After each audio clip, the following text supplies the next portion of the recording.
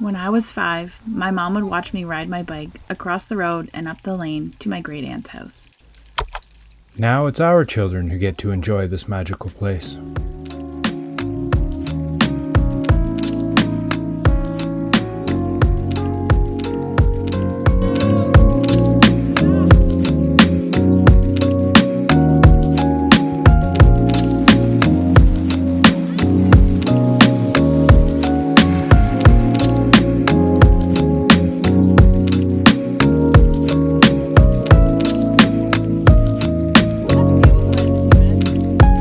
With the purchase of this place in 2015, this is where our adventure truly began.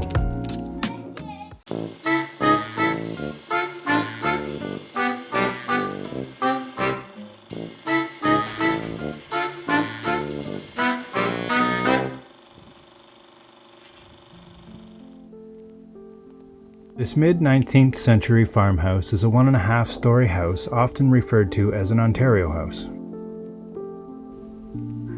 Its hand-dug basement, stone foundation, deep windowsills, and post and beam construction helped to give it its pioneer charm, and we add the eclectic.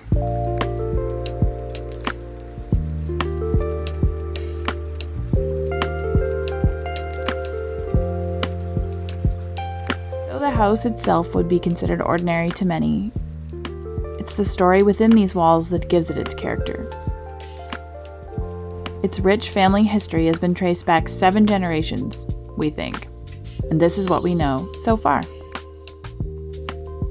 First, there's our kids, and us. That's 2 generations. Before that, there was my aunt.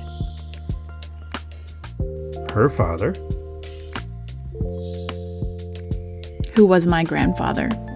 And while the house was in his name, it was actually his sister, my great aunt, who lived here.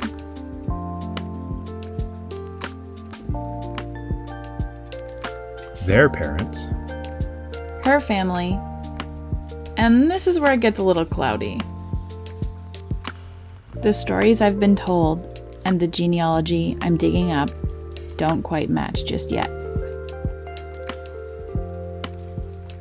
On just over 7.5 acres sits a handful of outbuildings, including a large classic-style barn with hand-hewn beams and square nails. Part of taking over this legacy means taking over the decisions about what happens to its authenticity. The barn is just one example of a hard decision we have yet to make. Time and a leaking roof has not been kind to this one, but that's a whole other video. Yeah? Are you coming?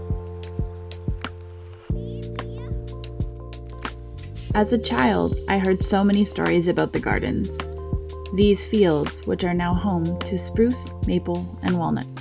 Though interestingly enough, if I pull back the layers of long, tall grass, sometimes there's clusters of strawberries. Maybe it's just wishful thinking, but I can't help but think that these are the great-granddaughters of the strawberry plants that lived long ago. Their story lives on.